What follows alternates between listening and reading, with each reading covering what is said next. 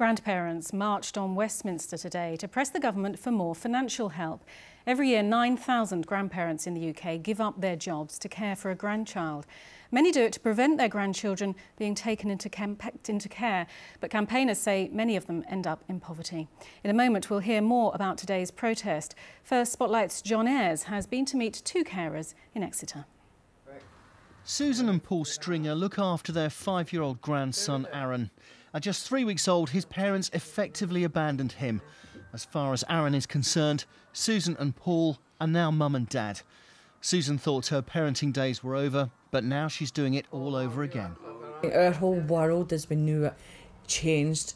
I had to go back round and do history all over again, bring up another baby, be different, adapt our home, compromise on things, but we didn't realise not only the cost to us, but the emotional impact. You don't know what looks like. Susan and Paul both used to work for the NHS, but she's had to give up her job to look after Aaron.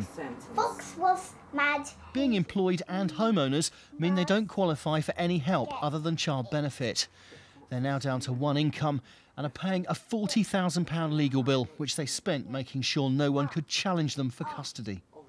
If we hadn't taken the care of Aaron up, he would have gone into care, which would have cost a lot of money to the local authority. That isn't our huge issue, but to us we feel that why don't they help us when we've taken a lot of work from them? This isn't our doing. Aaron never asked for any of this. Somebody had to step in to be Aaron's voice, to look after Aaron where he was failed. But Aaron hasn't now just been failed by his parents. Aaron's been failed by the whole system. Paul and Susan are typical of many grandparents who find themselves in this position, and often they don't get any help, even though taking on their grandchild has made a big difference to them later in their lives. John Ayres, BBC Spotlight, Exeter. Well, our political editor, Martin Oates, has been following the story today and joins us now from Westminster. So, Martin, campaigners have been in Westminster today.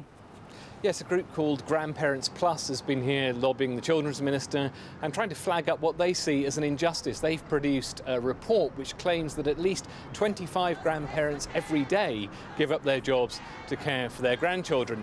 They make the point that forcing these people onto long-term benefits isn't any good for them and isn't too good for the taxpayer either. This is what the group's chief executive had to say to me a bit earlier on.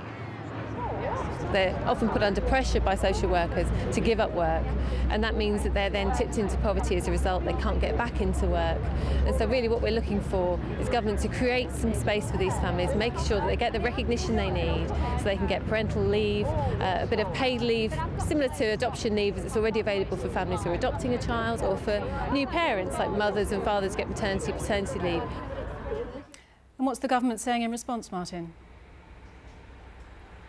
Local authorities have the statutory duty they have to support grandparents and other relatives who care for children, and it's trying to make sure that the benefits which are available to grandparents in that position are administered transparently and consistently. No mention, though, of any kind of parental leave, unpaid or paid, no mention of any flexible working rights. But Grandparents Plus said they were actually encouraged by their meeting with the Children's Minister today. He has apparently invited them to take part in discussions in future with all the departments that are involved with this, but they did say there's clearly a long way to go yet. OK, thanks very much.